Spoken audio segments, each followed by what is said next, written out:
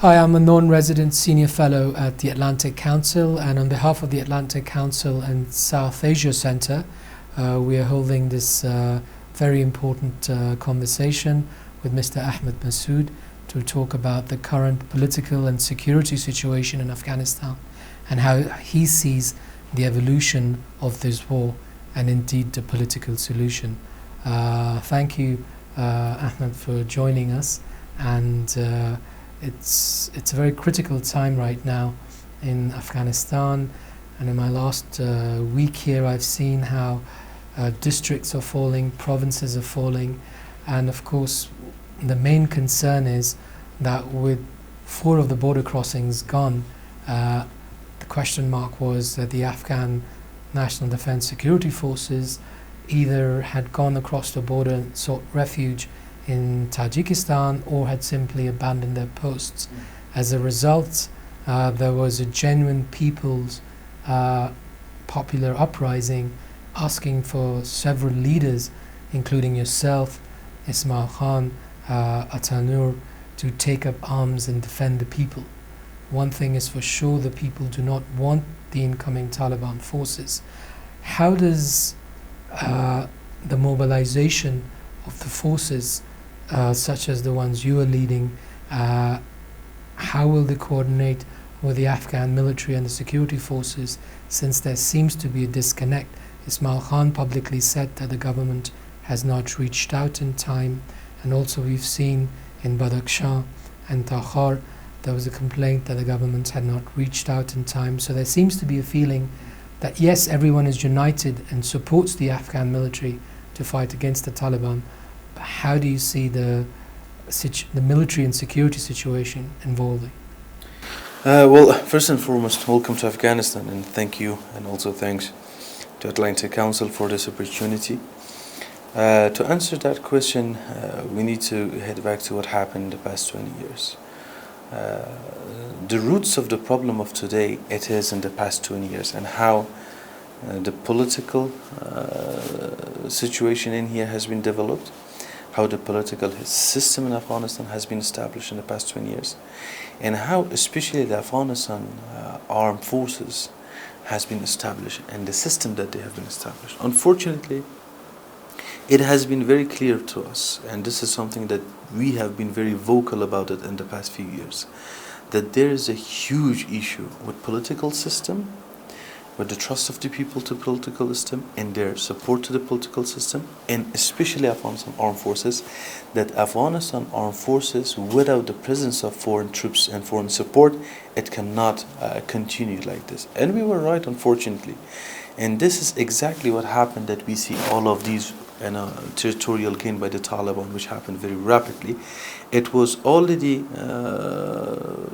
we could see it, that it is coming, and it was already, the signs was there. What we believe, and that what should have happened is that Afghanistan armed forces should have been localized, just the way, and decentralized, just the way that political system should have been decentralized. Afghanistan as a country is containing many ethnicities and groups and religion and ideologies and beliefs. When we are centralizing everything, the power, the army, the politic, the wealth, of course the corruption as one of the main thing is going to happen. Just the way that we have been told that we have 300,000 armed forces, but in reality that was just a lie. It was a part of the big corruption that happened in Afghanistan. And just like that, unfortunately, the people and this distrust and distance and the gap happened between them and the government. It all led to the current situation. And this was the reason that the figures like Mr. Ismail Khan or Atanur or myself, we have been under the pressure of the people, that we had to do something to defend the people of Afghanistan. And we saw today, with the recent activity and bravery of the son of Marshal Dostum and Sheberghan, that how much the people are actually enjoying such actions against the Taliban. It shows how much the people need figures to support them, to rely on, to trust, and to be with. And it shows that unfortunately the system is failing, and the system is not answering, and the people do not trust that the system will be able to save them. Because the people due to the political system, due to the ego and ethnic-centric policies, and due to various other reasons, it is not able, and also corruption as one of the big and main thing, it is not able to reach out to the people in time and to really give them the support that they need. And this is causing a lot of issue, and this is causing a lot of distrust. And this is why that the people from Dostum to others, they have been the reliable partner or the reliable hope for the people of Afghanistan, for the local, especially like in the constituencies, to reach out to their constituents and to help them, support them in time. And this is what is happening. This is what should have happened in the past 20 years, that we had to decentralize even the armed forces. We had to have a centralized army, and at the same time these local groups to be able to protect their own land, to protect their own sort of constituencies in a line in support of the government and also under the constitution. So this was something, and this could happen, this could have been something to really work, a model to really, under the constitution, under the sort of the protection of the government, aligned with the armed forces, it could have had an amazing result. Unfortunately, it did not happen, and we see that the government, due to various factors, is sending some groups or some people to be responsible in some local area that they do not have either the experience, or they are not good with the people, or they do not have the sort of the support of the people for or whatever other reasons. It has not worked before, and now is something that I believe that now that Americans and the West is allocating a big budget for Afghanistan annually. For example, Americans are allocating $3.3 billion for Afghanistan. Unfortunately, as long as these problems exist, and as long as the so-called sort of a centralized system exists, we cannot defeat extremism, and we cannot, or we will not be able to resist against them for so long. And we will lose, and we will exhaust Afghanistan army, which is one of the biggest achievements of the past 2 decades. So to counter that, we need to support the local resistance. We need to support the constituencies which are ready to defend their constituency against the terrorism, and help them and support them, and they will give legitimacy and support to the central government as well. So this is something that should have happened, and right now, those commanders and those military leaders or those political leaders and figures who are fighting against the Taliban in many areas, they are actually the backbone of the government right now. Those are the figures that, although that they are very vocal and they are criticizing the government, but just like the past 20 years, they are not revolutionary. They are reformers. They want the things to be better, but they are not after toppling or dethroning anything or anyone. So this is the thing that is happening right now. Supporting the local resistance, supporting the uprising of the people, and allocating a budget to really not once again fall in the hand of the corrupted people and the corruption is essential in fighting and stopping terrorism in Afghanistan. Oh, absolutely, and this leads to the next point, or that you've mentioned in your op-ed New York Times and in your various interviews with the American press about the decentralization, that the power in Afghanistan is absolutely centralized in Kabul, and whilst historically this has been true, this has not led to a political stability. Yeah. And even now, as we see the fragmentation, especially of the periphery of Afghanistan, which also then leads to instability in the neighboring countries, whilst we see whether it's in the west with Ismail Khan, whether it's Dostum in the north, or in the northeast in the area where you are, what's the kind of political outlook going forward in terms of a decentralized system whereby everyone has equal resources?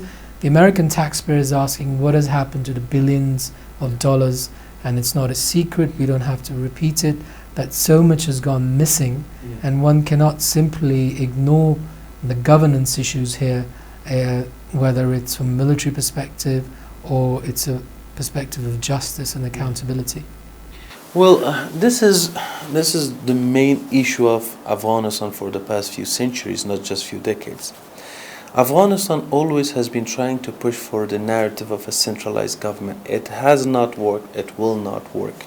no matter how much billions of more of dollars we spend in it or we invest in it, or no matter how longer we fight or we try to fight for this dream, it has not worked ever, and it will not work in the future, because Afghanistan is a multicultural state, and in such multicultural state, in a land of minority, a very centralized government is not in favor of anyone.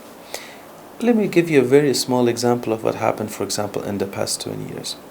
Kandahar, the recent barbaric, mini genocide that happened in Kandahar, that from Achekzai, 900 elders and influential figures has been slaughtered and murdered. And it is a clear sign of the sort of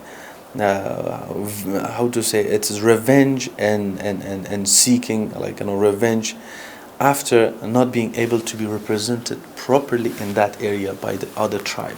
So it's in a very small area. In a bigger scale, among the ethnicities in Afghanistan, the story is kind of the same. We have many vivid and clear evidence and signs that unfortunately the decisions which was made by the central government has not been supported by the people in the areas in the region, by all ethnicities, either if it's Pashtun or Tajik or Uzbek or Hazaras. And this led to the discomfort, distrust, and distance between the country and between the constituents and between the people and the government. And this gap created opportunity for extremism, for the people who are against the country, against the state, to really act and to recruit and to invest.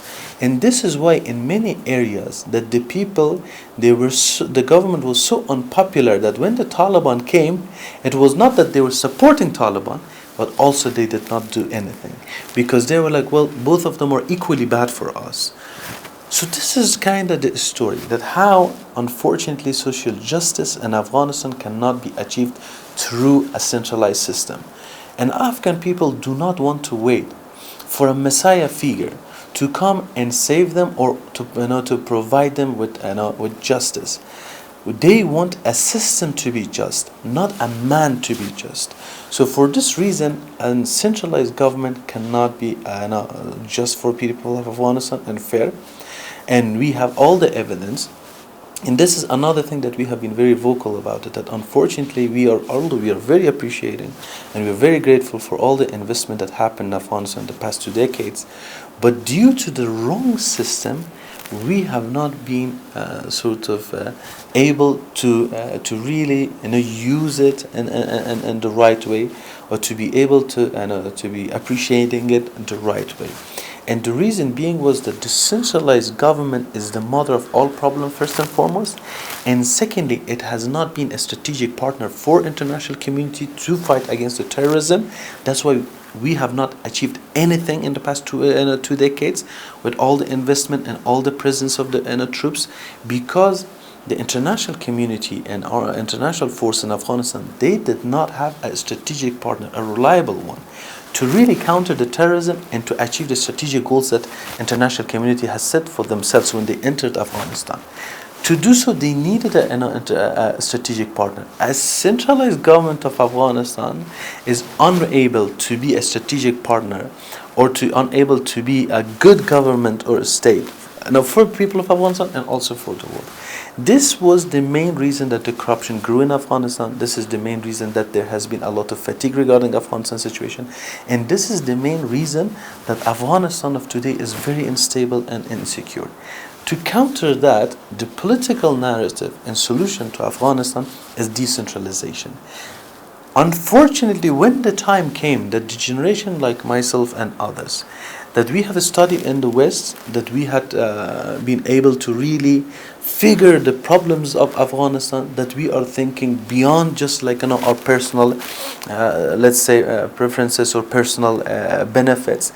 When it came to this generation that could really be the strategic partner for international community to establish a decentralized good government in Afghanistan, to be a strategic partner for international community, they have left. And this was the time to really, after all those investment, to gain from Afghanistan by stability, security, and a lot of other things. But it did not happen. So this is our goal, our aim. All the fightings, all the resisting, it is for peace, it is for establishing a government to be able to live peacefully with each other and with the world. Absolutely. In terms of the Doha peace process, which was obviously something from the previous administration, and President Ghani legitimately said that this is not a peace deal with the Afghan government. This was between the Taliban and the United States. Now, of course, with the new administration and the US pullout, we are seeing the repercussions, as we've just discussed, in terms of the military fallout. But in terms of the intra-Afghan dialogue, before one could go to talk to the Taliban, we've seen the problems in the previous election. However, Dr. Abdullah and Ashraf Ghani came together. How does one view potentially talking to the Taliban? There is talk that the Taliban does not want to take cities militarily. However, we see, as we speak now, there's heavy fighting in the north, in the south, the east and the west. The people reject the Taliban. Some people have said this is a reformed Taliban, but we've seen the massacres, as you mentioned, in Kandahar, we've seen in Herat. They are not reformed. How does one live with the fact that there is a deal that's been signed, the Taliban are expecting to come into power, that delegation goes to Russia, that delegation goes to China, to Qatar, to Pakistan, to Iran. They're acting as a government in waiting. How do you see a way forward, given militarily the situation is extremely tense? But politically, is there a way forward with the Taliban, given the people are rejecting them? Well, to begin with, one thing is that we are always welcoming peace. So any effort for peace, it is something that the people of Afghanistan and us, we welcome it. And even to this day, even till last day, as long as we are here, our peace offer and our right hand is always stretched to the Taliban, and we are always ready to talk and negotiate. And we believe that no group is able to really implement their own beliefs with war or through military takeover. Whoever wants to be a part of a future of Afghanistan should really try to engage in political engagement and talks and peaceful or peace negotiation and peace talks.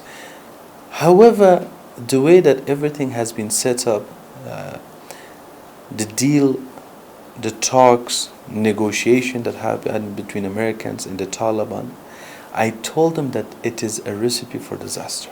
I had few meetings with them, and I told them specifically the reasons that it is not going to work.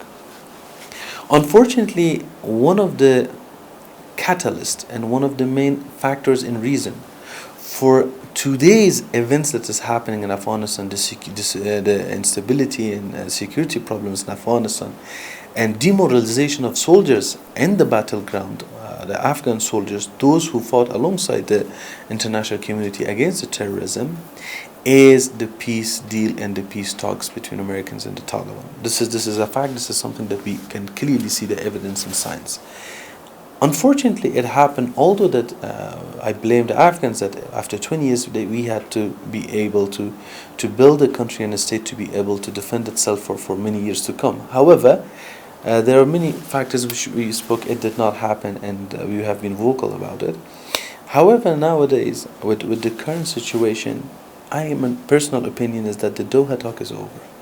There is no way that the Taliban, with the current momentum that they have gained because of the problems, because of the mistakes, political mistake, the problem of the government of Afghanistan and the political and the strategic mistakes that the West made regarding the talks with the Taliban, that they are ready to come to the table and talk. However, if there have been some readjustment regarding the dealing with the Taliban, with the deal that they had with the Taliban, and also the support for Afghan forces, and then I believe that the people of Afghanistan and we will be able to resist, and we will be able in some time to make the Taliban realize that the only way forward is through peace talks. And I have been in talk with many regional powers as well, that they are willing to host and they are willing to participate and bringing Taliban also on the table and also to talk regarding the peace process and to make them to really understand that the regional powers are also not accepting a Taliban regime by force. So they were ready to play a part in bringing all together and creating a very inclusive government. And that is something that we are promoting and we are saying. We are not denying the role of the Taliban. Although that I need to emphasize on this fact that the Taliban have not been reformed, that even they have been worse because of what they have learned from al-Qaeda, that still to this day they have a strong link and connection together because of what they have learned from the ISIS and what they have learned from the Syria events. So they have been even more radicalized than their fathers who fought in the 90s. So this is something that we need to be very clear, that they have not been reformed and they have even been more extremist and they have been more radicalized. However, even with that, if the Taliban are ready to participate in a peace talk, if they are ready to end the war and come to sort of a political agreement, they are more than welcome, and we are ready, and people of Afghanistan are forgiving, and we are forgiving. As a son of a martyr, as a son of someone who has lost his life in the war and the fighting against the Taliban and terrorism, I'm willing and ready to forgive the blood of my father for the sake of peace in Afghanistan and security and stability in Afghanistan. Afghan people are ready to paying the price, they are ready to sacrifice.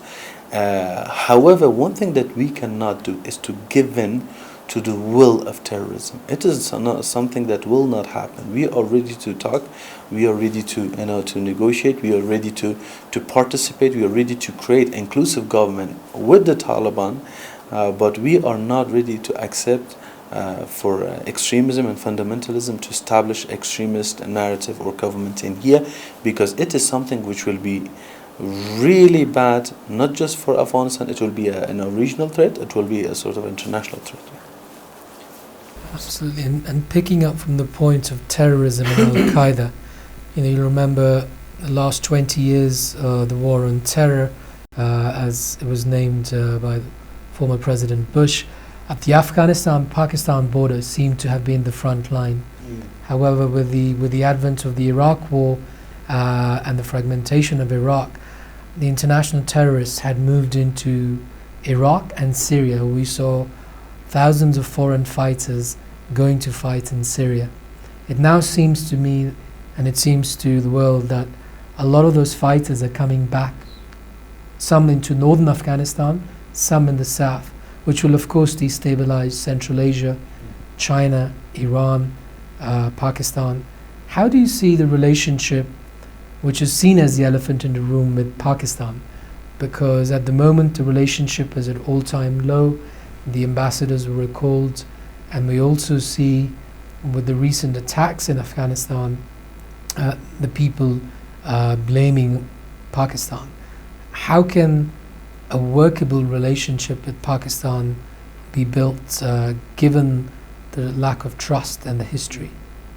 Well, one thing is that, as my father said when he was alive, is that it is very important that if there is a change in the policies in Islamabad regarding Afghanistan, that we have no issue with Pakistan, and Pakistan is our neighbor and a brotherly country.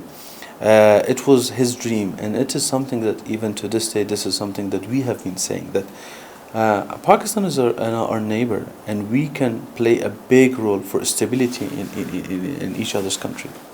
So I personally believe that a good relationship, a good governmental relationship, is essential for ending the violence and building a trust and building a strategic relationship and guaranteeing the national interest of both countries. And it is something which is very important, and I hope that it happens and we reach to that sort of the level. And however, there are many questions, there are many doubts, and this is something that we need to understand, and we need to know that there are many spoilers as well from both sides that are not willing and that are not ready, that do not want this relationship to really go forward, for a trust to be built between the two governments and between the two countries. And unfortunately, day by day, especially with the recent increase in violence, especially now that most of the leaders of the Taliban, they're in Pakistan, and they have been living in Pakistan, and there's been clear evidences that unfortunately there has not been a good governmental sort of work in preventing the sort of the transition, or the sort of the transmit of those troops and those figures, and having some sort of a pressure on them, or having some sort of a pressure on the Taliban. And this lack of cooperation between the two governments, it is increasing the lack of the trust, it is increasing, unfortunately, the problem, and it is increasing the distrust and the hostility between the two governments. Once again, this is something which I believe Pakistan and Afghanistan, they can play a big role in stability and security in each other's country. And so far, because of various reasons and because of the problem from both sides and the spoilers in both countries, we have not been able to achieve that important goal that we just spoke. To do it, at the start of the talks, building a sort of a trust, it is essential, it is important, that I hope we can achieve that. So far, there has been some efforts, there has been some sort of trying, but the result has not been very sort of tangible. I hope that we see some effort, because if there is even minimal effort happens, then many things will be, the changes will be visible in Afghanistan, because Pakistan can play a big role both in the stability in Afghanistan and also in the stability.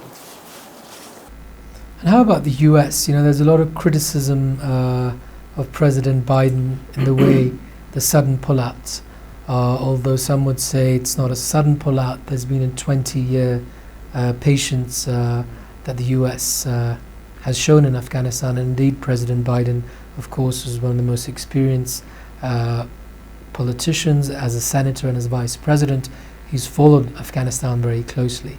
And we see in the last few weeks a number of US veterans. Some are serving in Congress and Senate, some are in our policymakers, we're in the think tank circuit. There is still a lot of concern and commitment from the US. So I think the US is not pulling out financially. There is still the moral support to Afghanistan. How do you see a potential US role with all the uncertainty now in Afghanistan? Well, although that we respect the decision, and as you said, it was clear that one day, sooner or later, the Americans, they're leaving, and we had to we had to be able to build a government to be able to defend ourselves after 20 years. But unfortunately, the one thing that happened, that I believe the decision of withdrawing from Afghanistan, and the timing of it was not suitable for peace in Afghanistan, and it would have been much better if we have reached a peace deal, or we have reached at least some agreements between the two sides inside Afghanistan. Then the announcement would have helped a lot the peace process. But unfortunately, the current announcement has helped the violence and war in Afghanistan rather than peace.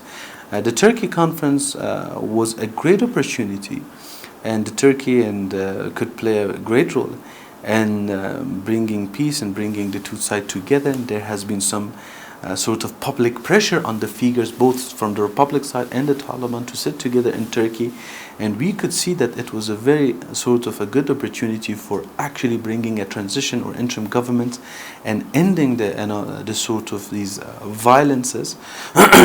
Unfortunately, the announcement completely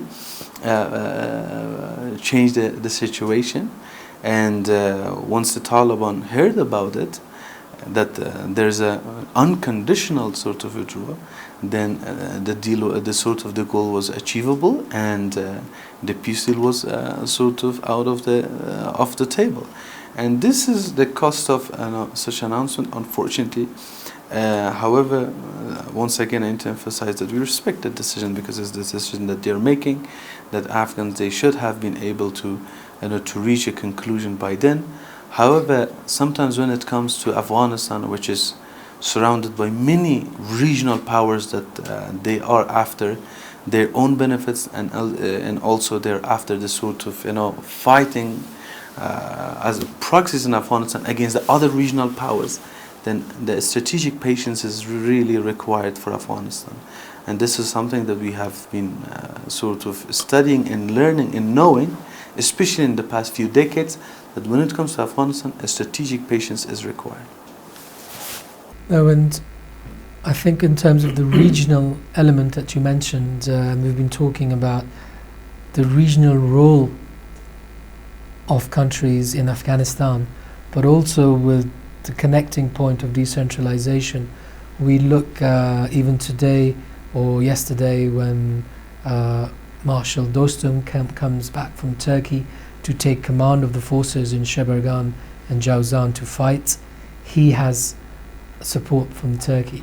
Recently, on the anniversary of the ending of the civil war in Tajikistan, the president of Tajikistan, named your father as the hero of Tajikistan, which clearly shows what happens on this side of the border impacts other regional countries, whether it's Tajikistan, further afield in Turkey, and of course we know about the role of Iran and Pakistan.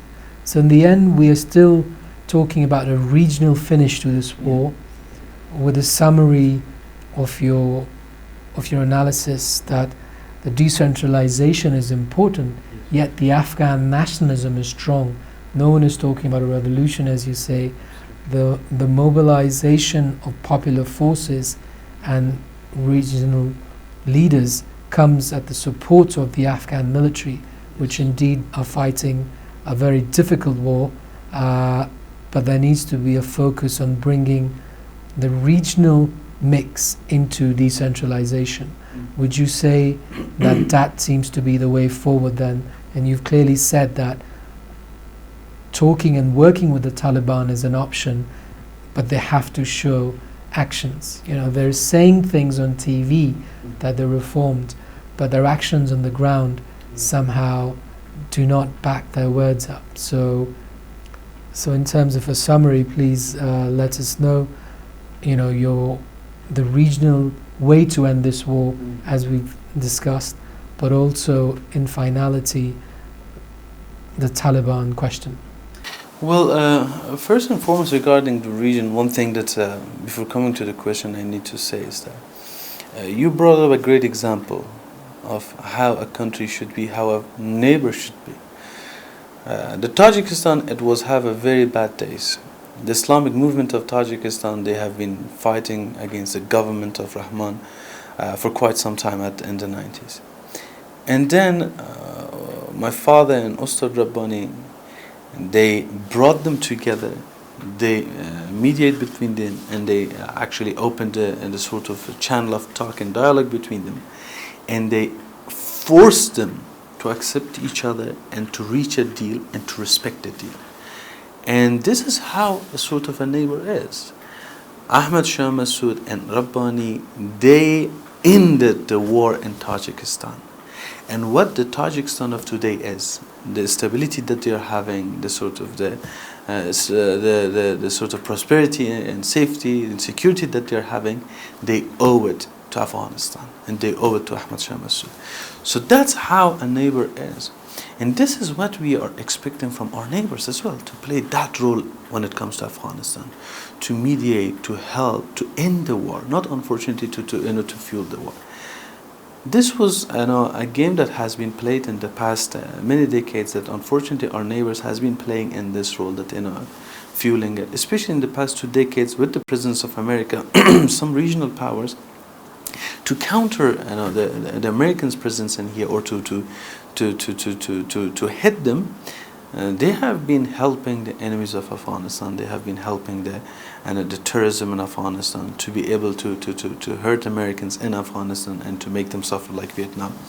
And this is unfortunately is what happened in the past 2 decades. But I hope now that there is an opportunity, the regional understand that the fire in Afghanistan, one way or another, if it has not been put out with the help of regional and international community, one way or another, it will reach to the region, it will reach to every corner of the world.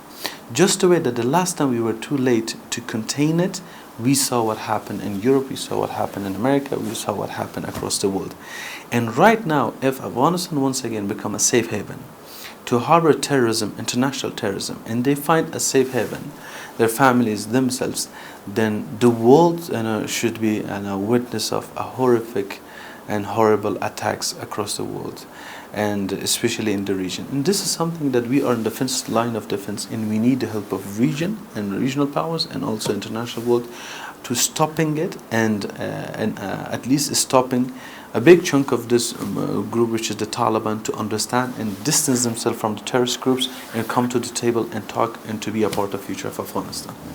And with this, I will come to the answer of the Taliban, is that Taliban, as you rightly mentioned, is that they are saying that they want peace, that they want Islamic government, that they have the support of people, but it is clear as a day that they do not have that, and that we are ready to make peace, but it is the Taliban who are increasing the violence, not us. It is them who are spreading the fire, not us. So once again, we are ready to talk to them.